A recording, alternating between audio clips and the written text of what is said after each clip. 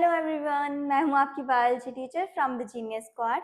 तो हमने अपने लास्ट के लेक्चर्स में oogenesis एंड spermatogenesis के बारे में हमने अच्छे से पढ़ लिया था और उनके बारे में हमने उनकी कैसे डेवलपमेंट होती है, फॉर्मेशन होती है एंड मैच्योरेशन के जो स्टेजेस थे उनको अच्छे से क्लियर कर लिया था कि कैसे कैसे उनमें एक स्पर्म सेल कैसे एक सेल से बनता है एंड एक ओवम सेल कैसे एक छोटे से जर्म सेल से बनता है।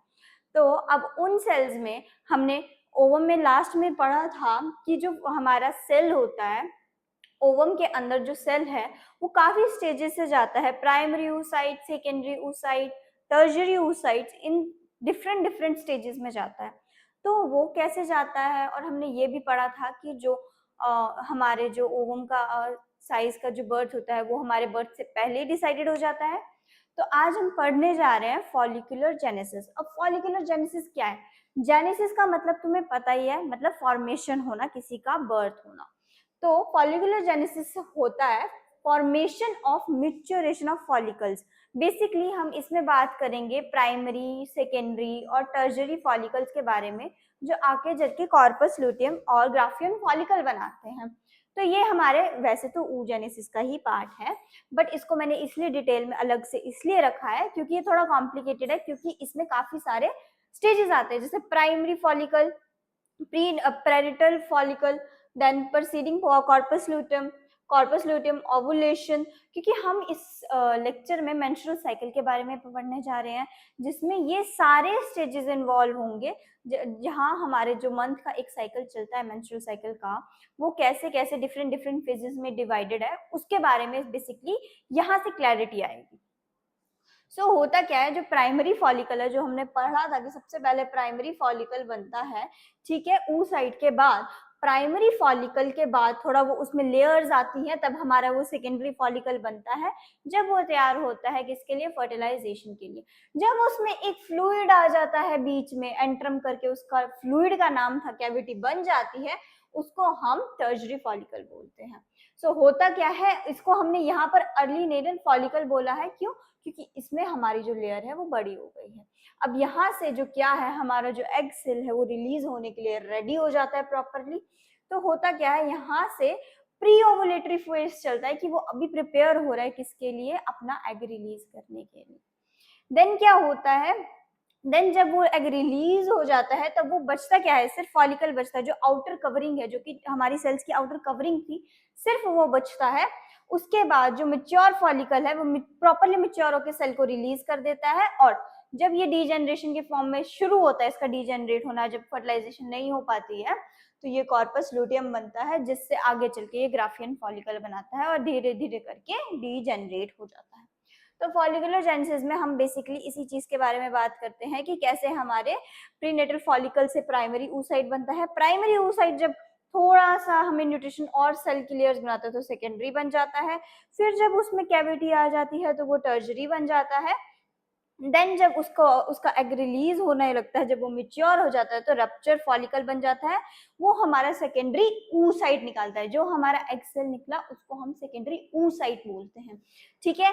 देन उस टाइम पे ये याद रखना कि जब हमारा एग सेल रिलीज हो जाता है, उस पीरियड को हम स्पेसिफिकली ओवुलेशन बोलते हैं, ठीक है। अगर वो फर्टिलाइज हो गया तो वेल एंड गुड, अगर नहीं हुआ तो वो जो फॉलिकल था हमारा, जो बीच में एंड में बच गया, वो कॉर्पस लूटियम कहलाता है। अब वो कॉर्पस लूटियम धीरे धीरे डीजेनरेट होता है, जिसको हम प्रीसीडिंग कॉर्पस लूटियम बोलते हैं, या हम ग्राफियन फॉलिकल बोलते हैं, क्योंकि वो उसके अंदर से अब एक्सेल तो चला गया, बचा खाली स्ट्रक्चर। तो ये सारा प्रोसेस हमारी ओवरीज में चलता है।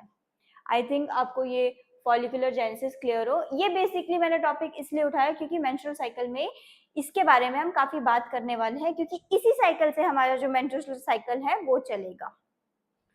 तो अब पहले हम स्ट्रक्चर देख लेते हैं, ओवम मैच्योर में कैसा दिखता है, क्योंकि हमने प्रीवियस स्पर्मेटोजेनेसिस में हमने पढ़ा था कि स्पर्म का स्ट्रक्चर कैसा होता है, वैसे ही हम ओवम का स्ट्रक्चर भी पढ़ लेंगे। अब ओवम एक राउंडेड नॉन मोटाइल सेल होता है, ठीक है। स्पर्म हमारा मोटाइल होता है, ओवम हमारा नॉन मोटाइल होता है। अब ह्यूमंस में जो ओवम है वो यॉक फ्री होता है। अब तुमने देखा होगा जो हेन्स होती है, उनके जो एग्स होते हैं उसके बीच में एक येलो कलर का पोर्शन होता है जिसको हम यॉक बोलते हैं, ठीक है। बट ह्यूमंस में ऐसा नहीं होता है, उसमें एक एलिथिकल मतलब यॉक फ्री इन्वायरमेंट होता है, मतलब मेम्ब्रेन वो फॉर्म ही नहीं होता है। हैविंग अबंडेंट साइटोप्लाज्म, अब इतना बड़ा सेल है उसमें साइटोप्लाज्म तो होगा ही ना, ऊप्लाज्म भी बोलते हैं, जिसमें हमारा एक लार्ज न्यूक्लियस है जिसके अंदर हमारी सारी जेनेटिक इंफॉर्मेशन है, जिसको हम जर्मिनल वेसिकल बोलते हैं, जो कि हमारे न्यूक्लियस, इसके अंदर एक न्यूक्लियस होता है जो कि हमारी जेनेटिक मटेरियल कैरी ऑन करता है। देन अब हम मेम्ब्रेन्स पढ़ेंगे। अब ये हमारा ओवम का स्ट्रक्चर है, ठीक है। अब सबसे पहली लेयर है विटेलाइन मेम्ब्रेन। अब विटेलाइन मेम्ब्रेन होता क्या है, ये सबसे इनर मोस्ट लेयर है, ठीक है, थिन है, ट्रांसपेरेंट होती है, इसमें कोई अदर सेल प्रेजेंट नहीं होता, नॉन सेलुलर होती है, और ये सेक्रीट कौन करता है, फॉलिक्यूलर सेल्स करते हैं सेक्रीट इसको ओवम के अराउंड। फॉलिकुलर सेल्स क्या है, जो कि ओवम के अंदर होते हैं, ठीक है।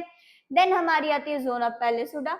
अब जोना पैलिसुडा क्या है, एक ट्रांसपेरेंट मेम्ब्रेन है, ये भी मिडल वाली है और थिन है, इसको भी फॉलिकुलर सेल हमारे बनाते हैं। अब तुम ये सोच रहे होगे कि इतने सारे मेम्ब्रेन्स ओवम में है क्यों, एक्चुअल में इतने सारे मेम्ब्रेन्स इसलिए क्योंकि ओवम को बहुत प्रोटेक्शन में रखा जाता है, एग सेल को बहुत प्रोटेक्शन में रखा जाता है, इसलिए बोलते हैं कि सिर्फ एक स्पर्म सेल ही ओवम के साथ मिलता है, जिसमें ज्यादा कैपेसिटी होगी वही जाके इसकी जो मेम्ब्रेन है, जो हमने एक्रोसोम पढ़ा था, ये चीज हम फर्टिलाइजेशन में पढ़ेंगे कि क्यों इंपॉर्टेंट है इतने सारे मेम्ब्रेन्स। देन सेकेंड हमारा है कोरोना रेडिएटा, ये आउटर मोस्ट लेयर है, ठीक है, आउटर मोस्ट लेयर है, थिकर है। अब बाहर वाली लेयर तो थिकर होगी क्योंकि वो उसको प्रोटेक्शन प्रोवाइड करेगी, ठीक है। देन उसको रैपिडली बनाता रहता है, क्यों, क्योंकि अगर वो जरा से भी रप्चर होती है तो इनर वाली लेयर्स प्रोटेक्शन प्रोवाइड करती है, पर बाहर वाली लेयर्स भी रैपिडली डिवाइड होती रहती है ताकि वो एलोंगेट हो सके। लाइक ये तुम देख रहे हो बड़ा सा स्ट्रक्चर लाइक फायर, ये हमारा कोरोना रेडिएटा है, उसके अंदर हमारा विटेलाइन जोना पैलिसुडा है, उसके अंदर हमारा विटेलाइन मेम्ब्रेन है, जो कि जो हमारा एग योक होता है उसके बाहर जो व्हाइट हिस्सा है ना, विटेलाइन मेम्ब्रेन सब में प्रेजेंट होता है, विटेलाइन मेम्ब्रेन ही हमारा वो व्हाइट वाला हिस्सा जो कि योक में होता है वैसा दिखाता है। See here is a structure जिसमें जो ओवम है उस पे स्पर्म सेल्स स्टिक करे, लाइक अटैक सब करते हैं, बट जो सबसे पहले ये लेयर से अंदर जा पाता है वही फर्टिलाइज कर पाता है एग सेल को।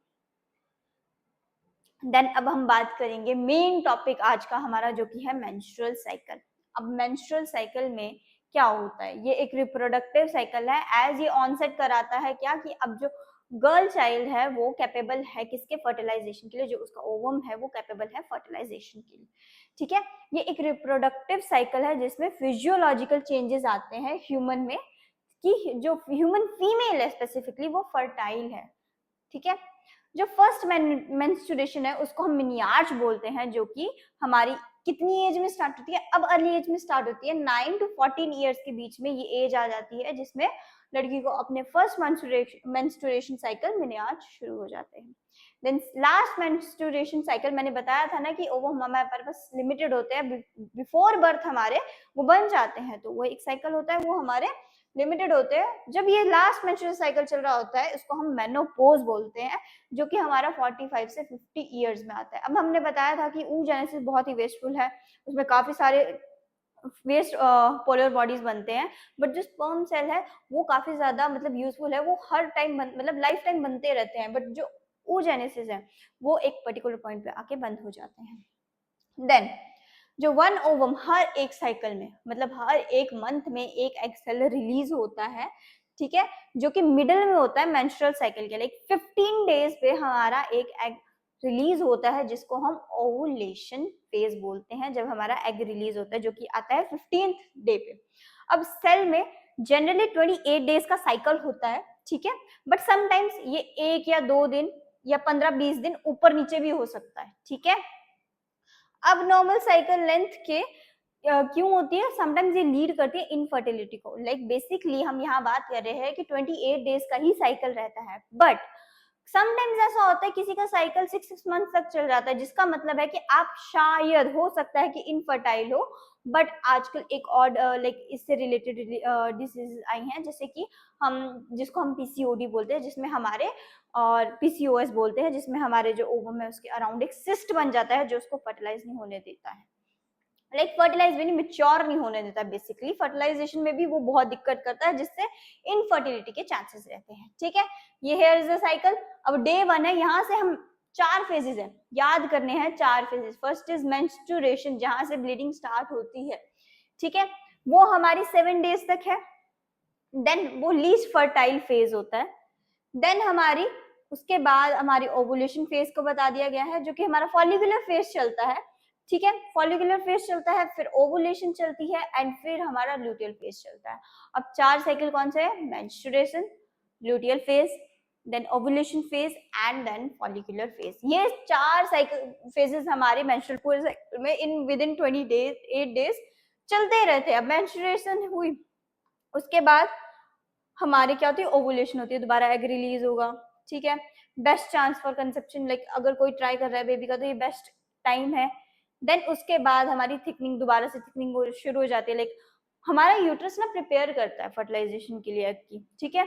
जब वो फर्टिलाइजेशन नहीं हो पाती है तो मेंस्ट्रुएशन ऑकर हो जाती है, जो वो लाइनिंग होती है हमारी इंडोमेट्रियम, जो हमने पढ़ा था इनर लाइनिंग होती है, वो शेड होती है मेंस्ट्रुएशन फेज में, ठीक है। वो प्रिपेयर कब करता है अपने आप को? लूटियल फेज में वो अपने आप को प्रिपेयर करता है फर्टिलाइजेशन के लिए, ओवुलेशन के, जो कि बाद में आता है। देन थोड़ा और डिटेल में बढ़ते हैं इसको हम। सी, अब फेजेस ऑफ मेंस्ट्रुएशन साइकिल। पहले दिन मेंस्ट्रुएशन होता है। मेंस्ट्रुएशन में क्या होता है बेसिकली? ये 1 से लेके 5th डे तक होता है, जिसमें हमारा जो एंड्रोमेट्रियल लाइनिंग होती है, ठीक है, वो टूटती है, जिसकी वजह से ब्लीडिंग होती है, ठीक है। इससे अराउंड 40 ml ऑफ ब्लड हमारी बॉडी से निकल जाता है और 35 ml ऑफ सेरस फ्लूइड निकल जाता है। अब हम क्या बात करें? अब लाइनिंग वो थिक हो रही है, उसमें कैपिलरीज भी होंगी काफी ज्यादा, हमारे अंदर से ब्लड उस टाइम पे जब वो नहीं फर्टिलाइज हो पाता तो वो लाइनिंग किस काम की है ना, तो वो शेड आउट होती है। वो कब होती है? 1st से 5th डे में होती है, मेंस्ट्रुअल के टाइम फेज पे होती है। देन सेकेंड, अब फर्टिलाइजेशन तो हो नहीं पाई तो वो शेडिंग होगी। देन आता है हमारा फॉलिकुलर फेज, ठीक है। फॉलिकुलर फेज में क्या होता है? ये 5th से 13th डे पे चलता है, लाइक यहाँ 5th पे खत्म हुआ, फिर 13th डे तक फॉलिकुलर फेज चलता है। इसमें क्या होता है? हमारे जो हमने पीछे पढ़ा ना फॉलिक्यूल्स, वो डेवलप होते हैं, वो मिच्योर होने शुरू होते हैं। इससे क्या होता है? दोबारा से वो अपने आप को प्रिपेयर करना यूट्रस शुरू करता है, किसके लिए? फर्टिलाइजेशन के लिए। तो क्या होता है? वो रीबिल्ड करता है, क्या? इंडोमेट्रियम की लाइनिंग धीरे धीरे वो फिर बनानी शुरू करता है। अब हमने वहां पर हार्मोन्स के बारे में पढ़ा था। फॉलिकुलर स्टिमुलेटिंग हार्मोन हेल्प करता है हमारे फॉलिकुलर को मिच्योर रहने के लिए। ये क्या करता है? एलिवेट कर, इसका लेवल हमारी बॉडी में इंक्रीज होता है और नंबर ऑफ फॉलिक्यूल स्टिमुलेट होते हैं कि डेवलप हुए वो, ठीक है। फाइनली एक सिंगल जो मेच्योर इनफ हो जाता है, वो उसको हम ग्राफियन फॉलिकल बोलते हैं। ग्राफियन फॉलिकल हमारे जब ओवरीज में थोड़ा मेच्योर हो गया तो वो निकलता है वहां से, और अदर जो फॉलिकुलर्स है वो डीजेनरेट हो जाते हैं बाय एट्रिसिया, जिसको हम एफएसएच रिसेप्टर की एब्सेंस में ये काम चलता है। देन हमारा ओवुलेशन, ये हमारा 14th और 15th डे पे होता है। इस पे हमारे जो FSH, LSH, luteinizing stimulating hormone, follicular stimulating hormone peak पे जाते हैं, ठीक है। 12th डे पे जो एस्ट्रोजन का लेवल है वो रीच कर जाता है इट्स पीक एंड स्टिमुलेट करता है synthesis of LH from anterior pituitary. अब पिट्यूटरी ग्लैंड हमारा ब्रेन है, तो वो ही हमारे सारे हार्मोन रेगुलेट करता है। अब मैंने जैसे बताया कि पीक आती है सब हार्मोन्स की, तो वो वहां पर पीक आती है। जो ओवुलेशन है, हमारा जो एग सेल है वो रिलीज हो जाता है। अब सेक्रेटरी और लूटियल फेज ये आता है 15 से 28 डे पे। अब इफ फर्टिलाइजेशन हो गई तो well and good, uterus prepare होता है, ठीक है। अगर नहीं हो पाती है तो जो फॉलिक्यूल एंड में बच जाता है उसका कॉर्पस लूटियम बन जाता है from the ruptured Graafian follicle after 36 hours of evolution. अब अगर वो नहीं हो पाया, फर्टिलाइज नहीं हो पाया, तो क्या होता है? जो फॉलिकुलर फेज है वो कॉर्पस लूटियम में जाता है, खुद डीजनरेट होना शुरू होता है, जिससे हमारा जो प्रोजेस्टेरॉन लेवल है वो इंक्रीज कर जाता है। देन अब यहाँ से समझो थोड़ा सा, फॉलिकुलर फेज में हमारा एस्ट्रोजन का लेवल लो रहता है, क्योंकि यहाँ पर हमारे फॉलिकल्स प्रिपेयर होते हैं किसके लिए? डेवलपमेंट के लिए, ठीक है। अब ऑल्सो ये स्टार्ट वेरी फर्स्ट फेज हमारा फॉलिकुलर फेज होता है, ठीक है। अगर हम लाइन से चले, फॉलिकुलर फेज के बाद ओवुलेशन आती है, जिसमें एस्ट्रोजन तो बढ़ता है, ठीक है, एस्ट्रोजन बढ़ना शुरू करता है एंड एलएच भी हमारा उस टाइम पे बढ़ जाता है। मतलब सारे हॉर्मोन्स होते हैं ना वो अपनी पीक पे चल जाते हैं ओवुलेशन पे, वो क्या करते हैं, एग सेल रिलीज करते हैं। देन ल्यूटियल फेज में प्रोजेस्टेरॉन आ जाता है, प्रोजेस्टेरॉन हमारा इंक्रीज करता है, जो कि अगर हमारी फर्टिलाइजेशन ना हो पाई तो वो डीजनरेट शुरू करना, ये जो फॉलिकल बच गया ये डीजनरेट होना शुरू होता है, ठीक है, जिसको हम पहले कॉर्पस ल्यूटियम बोलते हैं, फिर उसको हम कॉर्पस एल्बिकन्स बोलते हैं, देन मेंसेस हो जाता है, ठीक है। अब वो फर्टिलाइज तो हो नहीं पाया, तो फर्टिलाइज के बाद जो यूट्राइन लाइन है जो हमारी बनी थी एंडोमेट्रियम में, वो शेड होना शुरू होती है धीरे धीरे धीरे धीरे, ठीक है, जिससे कि हमारी जो वजाइना है वो ब्लड रिलीज करती है उसको। तो ये साइकिल काफी इंपॉर्टेंट है, इससे क्वेश्चंस आते हैं समटाइम्स, एक डायरेक्ट वो अपना ये ग्राफ बना के दे देते हैं कि हमें हार्मोन्स के लेवल्स बताओ। अब देखो, फॉलिकुलर फेज पहले मेंस्ट्रुएशन होगी, ठीक है, मेंस्ट्रुएशन होगी, उसके बाद क्या होता है, मेंस्ट्रुएशन के बाद फॉलिकुलर फेज आता है, फॉलिकल्स डेवलप होते हैं, मैच्योरेशन होती है, उनका स्टार्ट होता है डेवलपमेंट, धीरे धीरे लेयर्स आती है, ये टर्शियरी फॉलिकल बन जाता है। देन जब ये प्रॉपरली मैच्योर हो जाता है तब हमारी ओव्यूलेशन आती है। ओव्यूलेशन में क्या होता है, हमारे जो सारे हार्मोन्स मैंने बताया ना पीक पे जाते हैं, एलएच हमारा प्रॉपरली पीक पे जाता है, एस्ट्रोजन भी पीक पे जाता है, एफएसएच थोड़ा सा जाता है, बट प्रोजेस्टेरॉन हमारा बिल्कुल लो हो जाता है, ठीक है। देन क्या हुआ, ओवुलेशन में एग रिलीज हो गया। देन अगर यहाँ पर हमारी लाइनिंग टूट चुकी थी, ठीक है, लाइनिंग कम हो चुकी थी एंडोमेट्रियम, यहाँ भी ध्यान से देखना, एंडोमेट्रियम की लाइनिंग टूट चुकी थी जो कि शेड हो चुकी थी in the form of bleeding, ठीक है। देन यहाँ पर ओवुलेशन में दोबारा बननी शुरू हो चुकी है, प्रॉपरली बननी शुरू हो चुकी है, ठीक है। देन हम एंटर करते हैं ल्यूटियल फेज में। ल्यूटियल फेज में हमारी डिजेनरेशन होती है उस फॉलिक्यूल की। इफ जो एग सेल है वो फर्टिलाइज हो गया तो यूट्रस अपने आप को ऑलरेडी प्रिपेयर कर चुका होता है लाइनिंग बना के उसकी इम्प्लांटेशन के लिए। बट ल्यूटियल फेज में ये याद रखना, जो प्रोजेस्टेरॉन है वो अपनी पीक पे जाता है और जो एलएच और एस्ट्रोजन है वो हमेशा डाउन हो जाते हैं और एफएसएच भी डाउन हो जाता है। सिर्फ प्रोजेस्टेरॉन ऐसा हार्मोन है जो ल्यूटियल फेज में प्रॉपरली इंक्रीज करता है, ठीक है। देन अगेन ये लाइनिंग बनाता है, प्रॉपरली प्रोजेस्टेरॉन इंक्रीज हो गया, और अगर हमारी फर्टिलाइजेशन ना हो पाती है तो ये अगेन यहाँ से वापस से ये चीज शुरू हो जाती है, लाइक शेडिंग ऑफ ब्लड फिर से शुरू हो जाता है। आई होप आपको ये मेंस्ट्रुअल साइकिल का हार्मोनल साइकिल, जैसे हमारे हार्मोन्स डिफर करते हैं उस पॉइंट पे आपको क्लियर हो गया होगा। और अगर आपको ऐसी और वीडियोस चाहिए तो आप हमारे चैनल को लाइक शेयर एंड सब्सक्राइब कर सकते हैं।